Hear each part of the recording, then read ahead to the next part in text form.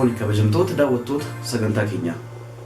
Sagantaan keenya torbanitti guyyaa tokko mata duree garaagaraatiin hubannoo fayyaa hawaasa keenyaaf kan kennu ta'a.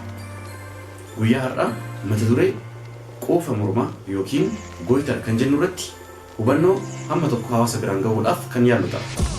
Goiter yookiin quufa mormaa jechuun maal jechuudha? Goiter morma keenya fuuldura gara gaditti xannacha thyroid jedhamutu jira. Innis boca billaachaa kan qabudha. Xannachi kunis hojiin isaa hormoon thyroid jedhamu burqisiisuudha. Hormooniin thyroid kunis faayidaan isaa qaamni ilma namaa garagaraa hojii isaanii kan uumaan idileen kenneef akka itti fufiinsaan seeraan dalagan kan gargaarudha. Quufa mormaa jechaan dhiita'uu yookiin hamma isaa dabaluu xannacha thyroidii morma ilma namaa keessatti argamuuti. Mallattooleen quufa mormaa maalinni? Mormi yookiin xannachi thyroid gara fuulduraatti ni dhiita'a haga ijaan beeksisuu danda'utti. Dhiitni kunis dhukkubbii qabaachuu yookiin qabaatuu dhabuu danda'a. Dhiitni kun yoo garmalee guddate hafuura baafatuu fi liqimsuu irratti rakkinni mul'atuu danda'a. Dhiitni kun garmalee yoo dabale saanduqa sagalee yookiin laarinkis irratti dhiibbaa wanta uumuuf sagaleen namaa jijjiiramuu danda'a. Hirriba dhabuunfaatti ni argama. Yeroo dugdaan ciisamu hafuura baafatuun rakkina ta'uu irraa. Quufni mormaa maal irraa dhufuu danda'a?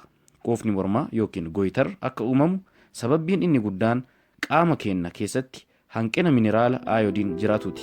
Mineraalli aayodiin kun faayidaan isaa xannachi thyroid hormoon thyroidii akka burqisiisu gahee guddaa kan taphatudha. Hanqinni aayodiin yoo jiraate hanqina hormoonii thyroidii ni uumama.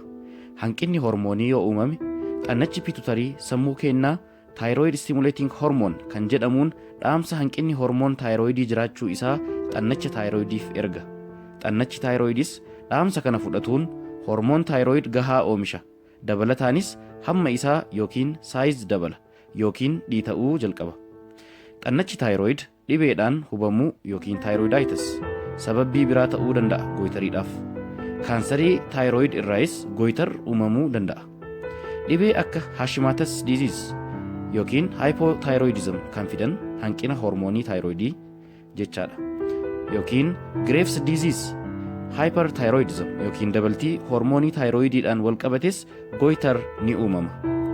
Hypothyroidism mallattoolee hanqina hormoonii thyroidii yoo ilaalle dadhabbii qaamaa kan fiduu fi qorrachuu, rakkina onnee wal qabate argamuu, ulfaatina qaamaa dabaluu, rifeensi hir'ataa deemuu, sagaleen namaa jijjiiramuu, rakkinni mar'imaanii wal qabate uumamuu danda'a.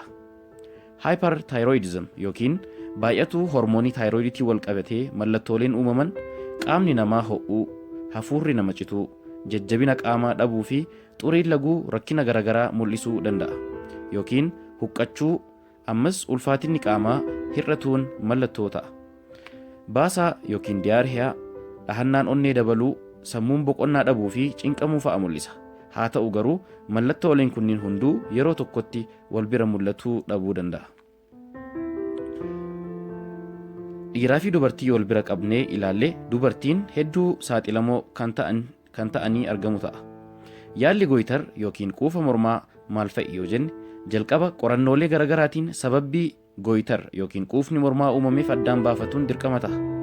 Bu'aa qorannoo irratti hundaa'uun dhibee saniif yaalli ni godhamaaf yookiin hanqina hormoonii yookiin hypothyroidism yoo ta'e hormooniin dabalataan ni kennama.